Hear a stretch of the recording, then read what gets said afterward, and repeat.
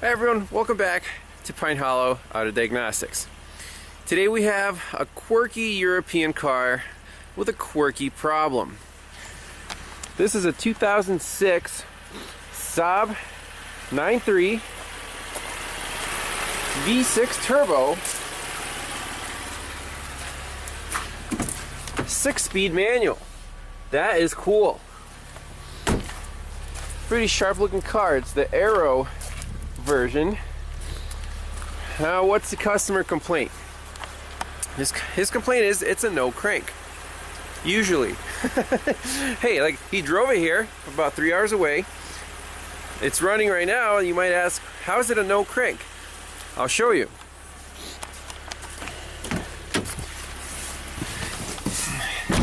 So let's shut the car off. Okay, keys in my hand. Key on.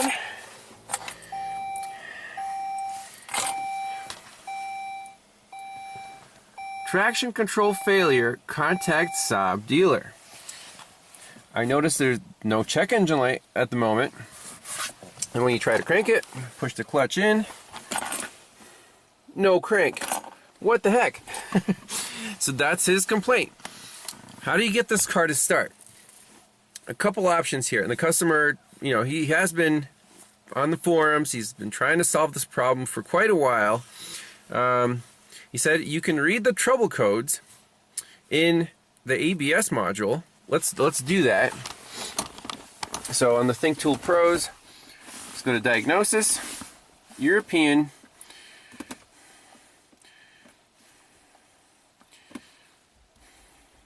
He said once you clear the code, then the car will start. That's kind of weird. So Saab 9.3, go to chassis, ABS. Okay. Diagnostic trouble code, read fault code, U2105. So we'll have to look up the code. It's a communications code. Now he said once you clear the code, that message should disappear and the car should start. So let's try that. Clear fault memory. We'll say yes. Turn engine off, ignition on, okay. Oh, look at that.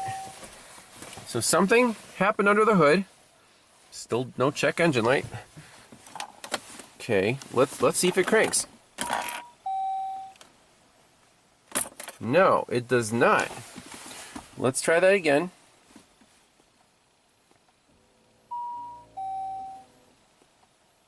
Okay, do we have to cycle the key? Is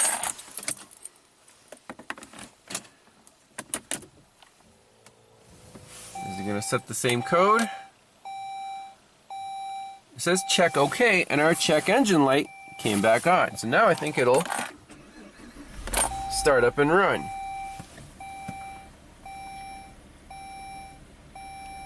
And our check engine light is on. Let's read the engine trouble code.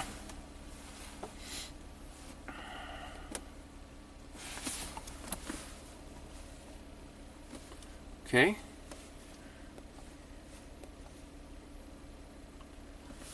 P0605 engine control module read only memory ROM error. Okay, that is like the death code for the engine computer. He said that once in a while this code pops up. Usually it doesn't. Usually there are no codes stored in the engine computer. Another thing he said that you could do to start up the car. I mean, what path has the owner taken so far? You can see there are some parts in the back seat. We got 2 ABS modules. He said he tried both of them. Nothing changed. There's even an ABS connector. You can see he depinned it.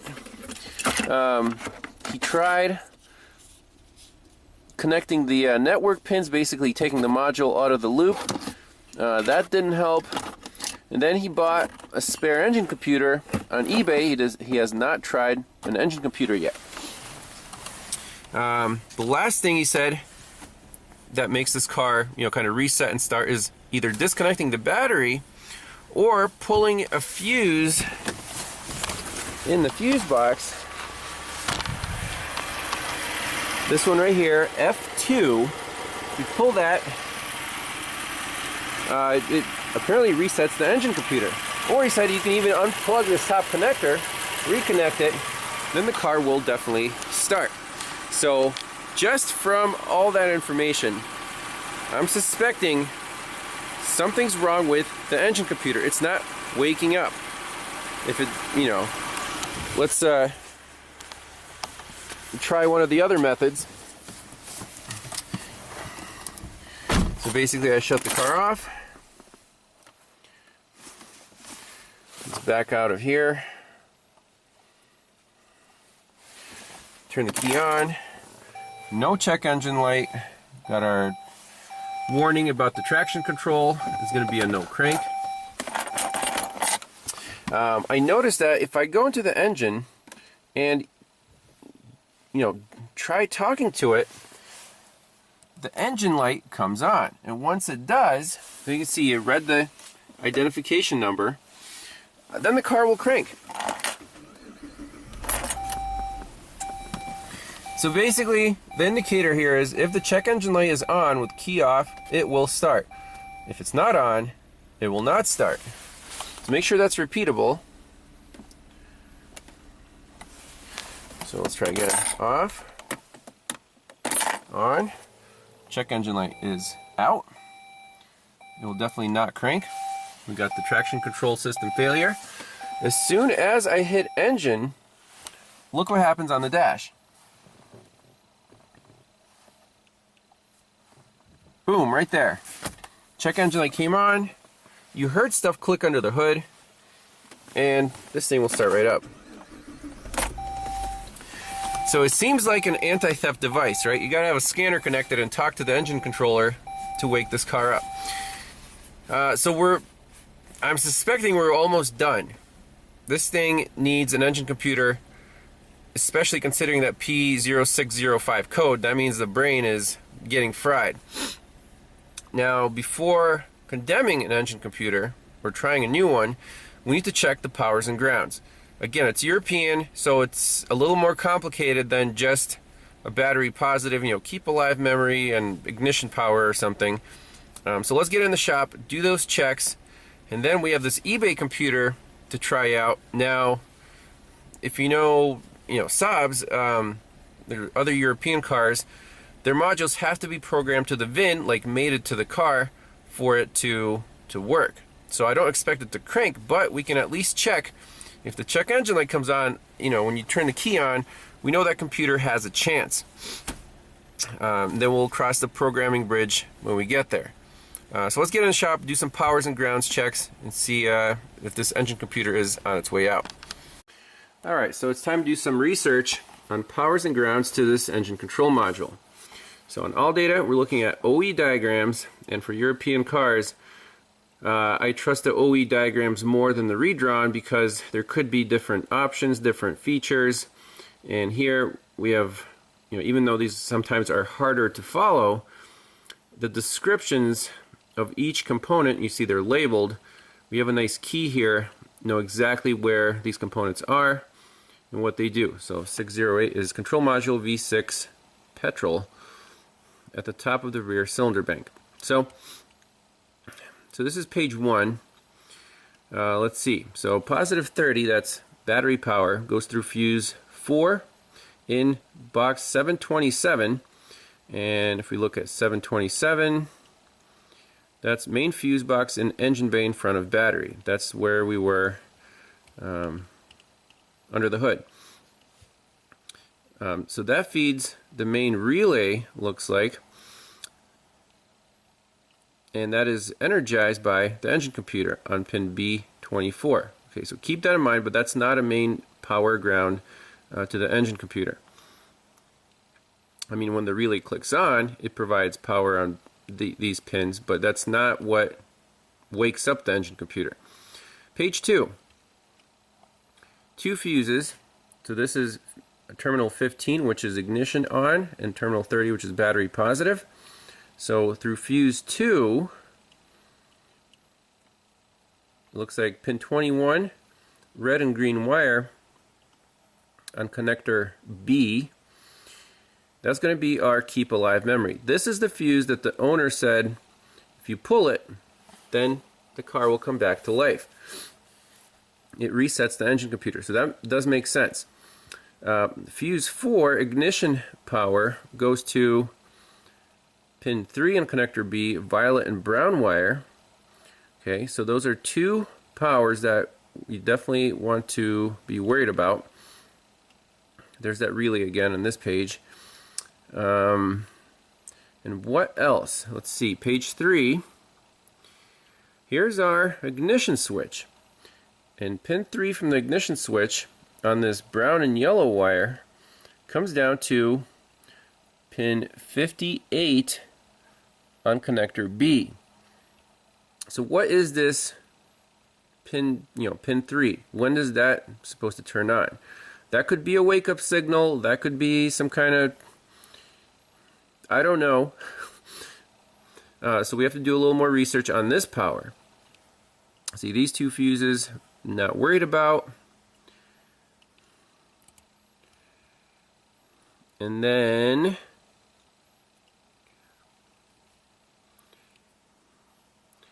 let's see, this is page 4.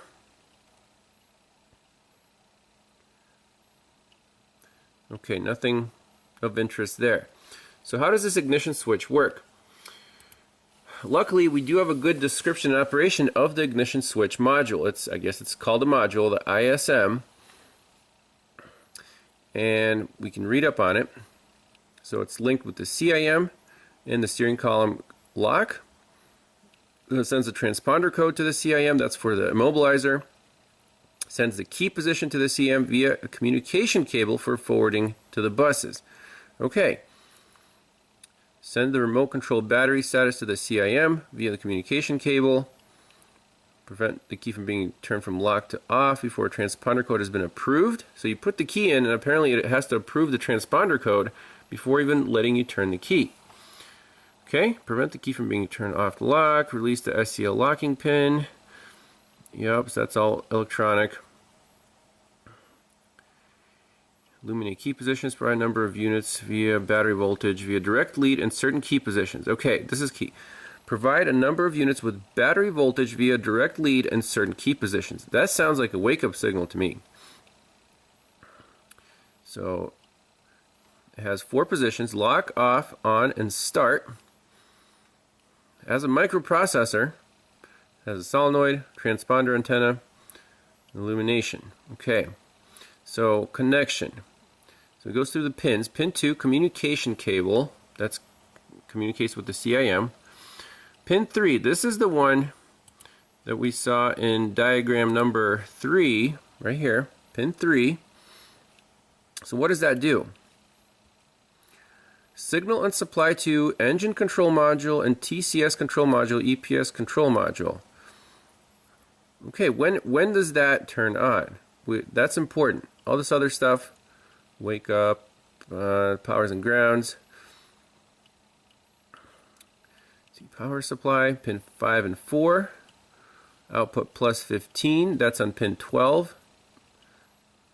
It goes to these modules here. Output plus X. Okay, that's the one that goes to the engine computer. 589A. Now you have to be careful. This is for version T8. Version Simtech ME9. That's what we have. 608B, because 608B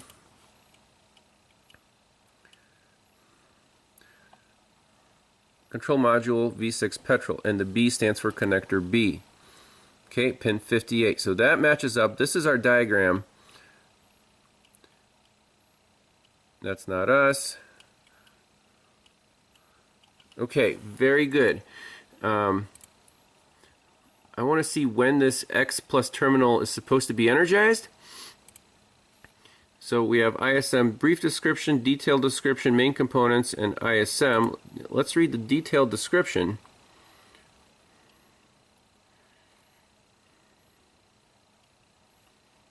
Okay. Okay. Besides separate leads for B and 15 plus, there's also one for plus X. That's the one we're worried about, which is energized in positions on and off. Plus X is connected to the engine control module for activating the fuel pump so that it can build up pressure at an early stage. So this is supposed to wake up the engine computer actually so it can energize the fuel pump. That's very handy to know. So anyways,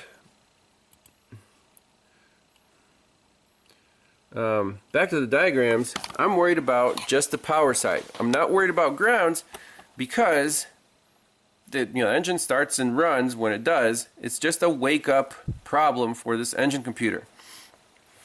So I wrote down the powers that we need to check.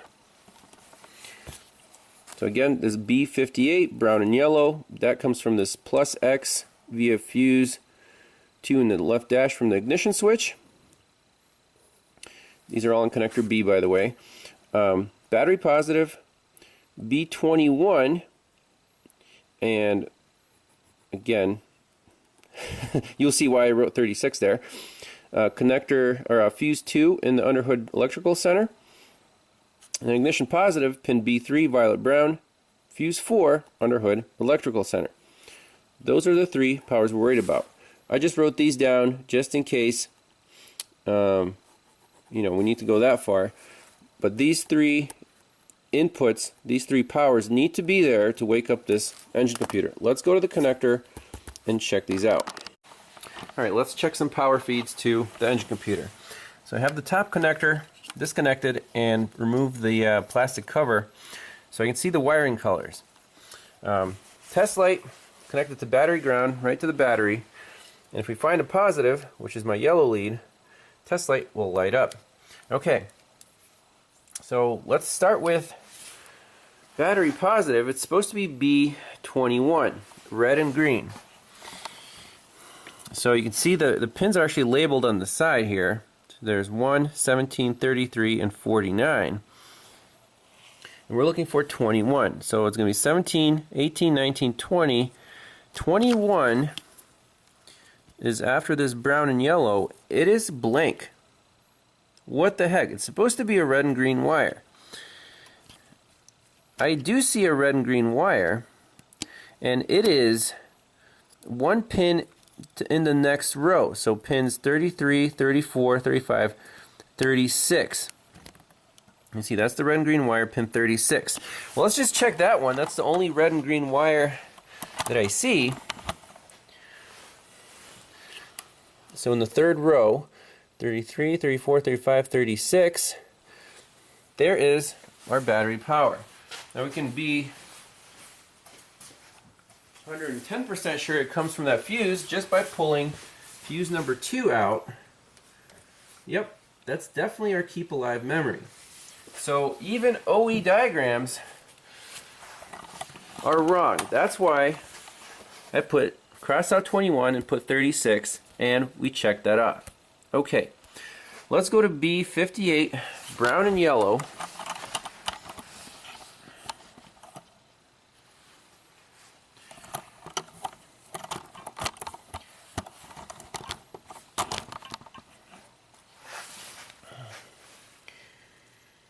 So it's 49, 50, 51, 52, 53, 54, 5, 6, 7, 8. 51, 2, 3, 4, 5, 6, 7, 8. So if I put my little probe in here, now remember, don't force it. If I turn the ignition key on, that light should come on in the on position. Ready? Yep.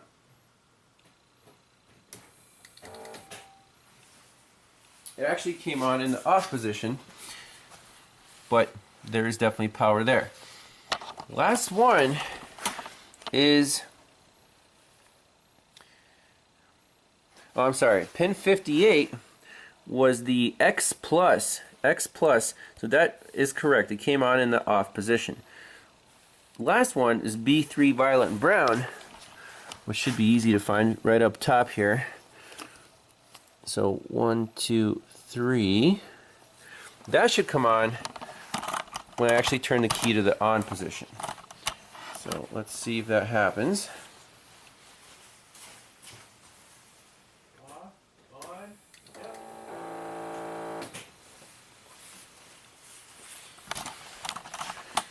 So all these three powers check out. So again, strike against the engine computer. At this point, I'm not suspecting any other issues. I'm suspecting a failing engine computer. And the owner did bring one, a spare one from eBay. We don't know if it's good or bad, but it's super easy to get to. I say we'll plug it in. If we put the key in, turn it on, and the check engine light comes on, we're in good shape. If we do that a few times, and each time the check engine light does come on, then it'll obviously be a no crank. Then we'll need to go ahead with the programming, which on Saabs, again, you have to jump through some hoops. But let's plug it in, see what happens.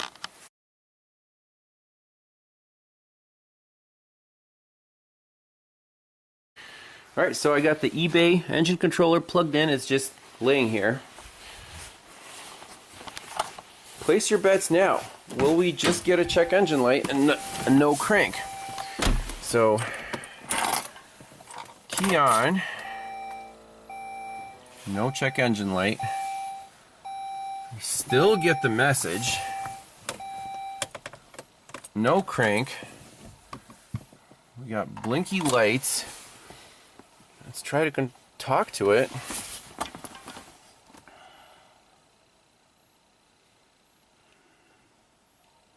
No communication. Huh.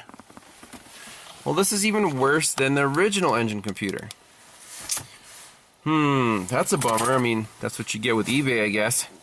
What we could do is look up the network diagram and see if the engine computer is taking down the network. Let's try talking to the ABS module. We definitely could before. Chassis, ABS. No comm. It certainly seems that the network is now down. Let me pull up a wiring diagram, see what all is on this network, and see what happens to our CAN lines when we plug in this eBay engine computer. Alright, so in the information bus diagrams we have I bus, O bus, and P bus. Motronic E9, that's going to be our kind of drivetrain CAN. And there's 608B, pins 23 and 55, that's the engine controller. 502B, let's see here, is the TCM, which we don't have. We have a manual transmission, so we don't need to worry about that.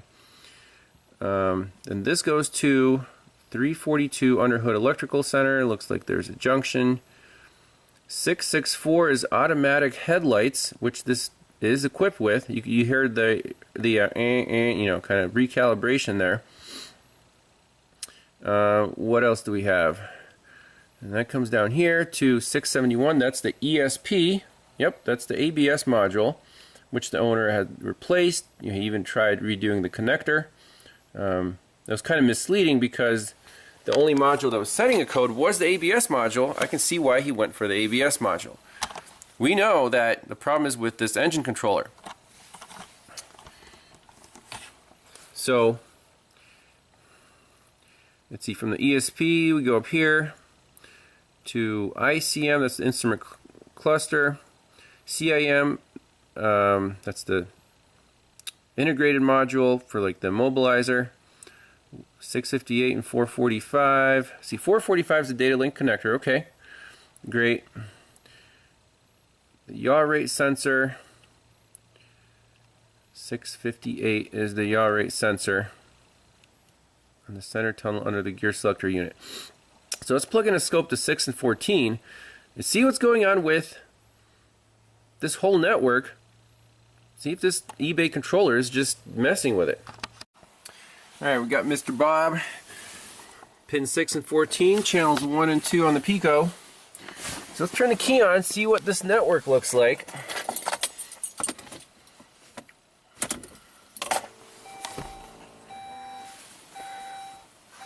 Okay, we definitely have something. Let's drop the voltage scale down and zoom in. Oh yeah, that looks like complete garbage. Yeah, that's terrible. So let's let the scope run. Now I'm just going to unhook the engine computer on connector B. We'll see if our can comes back to life.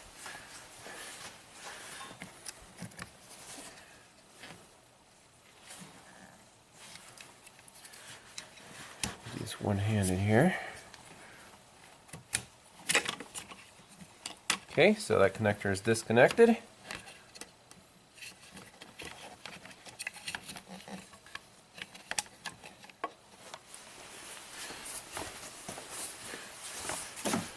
Ta-da! We're back. We're back online. 2.5 volt bias.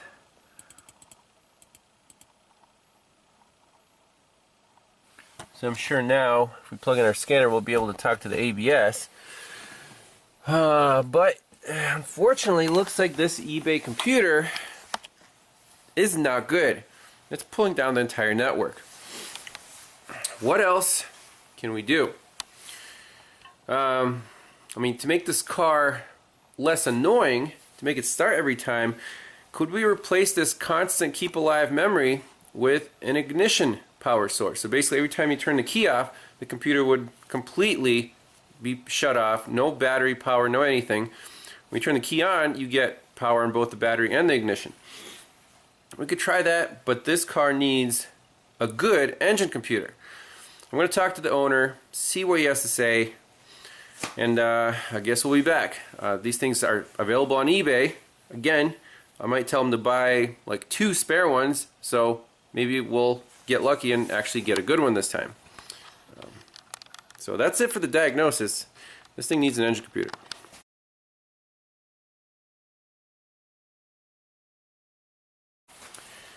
So a little bonus footage here. Let's try a little DIY hack. I'm going to remove the constant battery power fuse, and then I stuff the wire into the so F4 is the ignition feed. When you turn the ignition key on, the right pin gets powered up, it passes through the fuse and, you know, to whatever circuit's on here. So I'm going to grab that fused power and put it in this pin here, which goes to the engine computer. We could easily check which pin is which using a test light. So using a test light, the right pin is not hot, the left pin is hot all the time.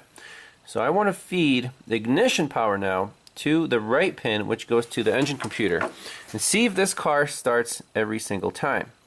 This is basically resetting the computer every time you turn the key off. Since we won't have constant battery power now, we will just have both of those feeds on ignition power.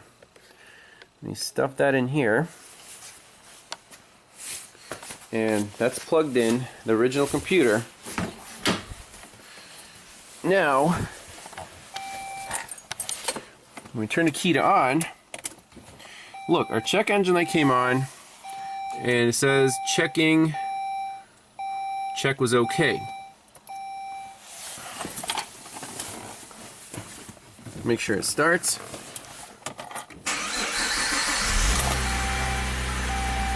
Okay. Shut it off. Take the key out. So before, it would definitely be a no crank. It would have that error message. Now I turn the key on.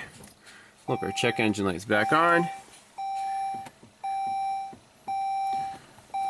Okay, we're back in business. So you might ask, why can't you just drive the car like this? Who needs a new engine computer?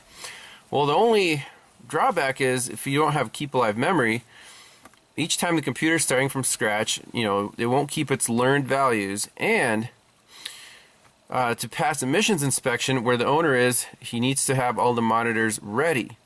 To do that, you need multiple drive cycles, and the computer can't just be reset every time. These monitors will never complete. He'll never be able to pass the emissions inspection. Also, with the 605 code, who knows how long this computer will keep working. At some point it might fail completely.